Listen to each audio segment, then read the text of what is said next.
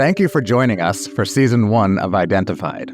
Over the past 20 weeks, we've spoken to a wide spectrum of guests, ranging from musicians, activists, actors, chefs, and comedians, to name a few.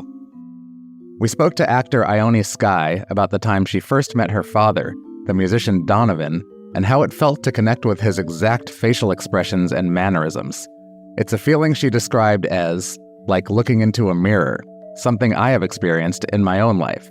My father has like 10 minutes, 20 minutes, and then it's like as if he's going to go up and smoke. So he just comes in, he'll have his guitar, he talks about what he loves, like literally like, it's like they were like time traveled from the 60s. They're still like that. And he's very amusing, very funny, but after like 20 minutes, he has to go, and he can't tolerate. That's it. But he is not good with interpersonal relationships with anybody, so it's not personal. Interesting. And you've seen it. Yeah. Yeah, I mean, I see his career also that he could have maintained it, and I feel like he's very sensitive, and he probably could have, if he had thicker skin. You have to have relationships with people in the business, and I feel like he wanted to only do it his way and maybe get his feelings hurt, or who knows. Yeah. He's made his life the way he likes it. We spoke to author and lead singer of the band Thursday, Geoff Rickly, who shared with us his unique perspective on found family versus given family. He also shared a fascinating story of a relative who burned down a town after she was barred from inheriting it. And I shared my first ever documented drummer joke. I had another ancestor on that same side who built up some city in Ohio, I'm not sure which one. And he was like, sort of the center of town or whatever.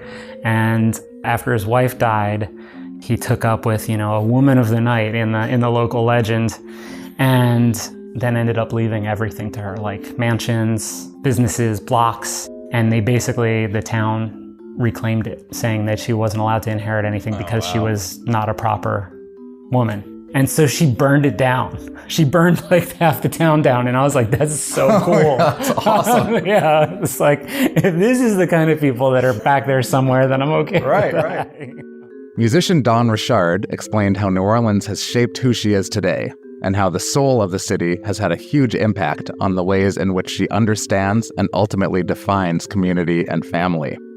After Katrina, we never had a Thanksgiving meal together again. We could never come back. We all lost and people died. And that was difficult for my mom and my father. The peak of my musical career, I lost my city. And I felt like I kind of lost my identity because New Orleans is so heavily a part of you. Yeah. It was just hard. I couldn't even grasp how awesome it was to be in this industry because all I kept thinking was, I have to feed my family, how everything my mom and dad built at the age of 50 was gone. And we spoke to Foo Fighters bassist Nate Mendel, who discussed his unique friendship with his longtime bandmate, the late Taylor Hawkins, and how their relationship developed over time and the familial nature of the band.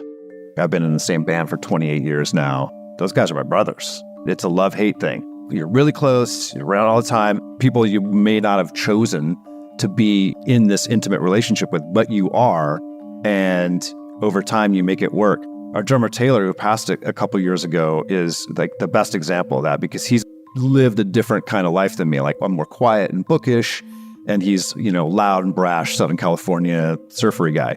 He basically just wore me down. And then we were like the tightest guys in the band.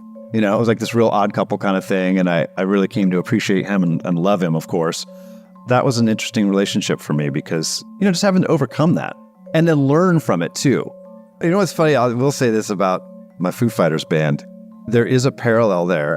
My family it's more laissez-faire. You do you, I'm going to do me, pretty open. And Foo Fighters are kind of the same way. Like we don't talk about what we do, and if there's issues within the band, they sort of resolve themselves in that kind of hands-off, laissez-faire sort of way. We'd rather deal with things that way than like explicitly. It might be one of the reasons that it's worked for me for as long as it has. I appreciate that in family. But we're only just beginning. Much of Season 2 has already been recorded, and we will return in early 2025 to bring you more extraordinary stories. We have some exciting guests, and we can't wait for you to join us for those episodes.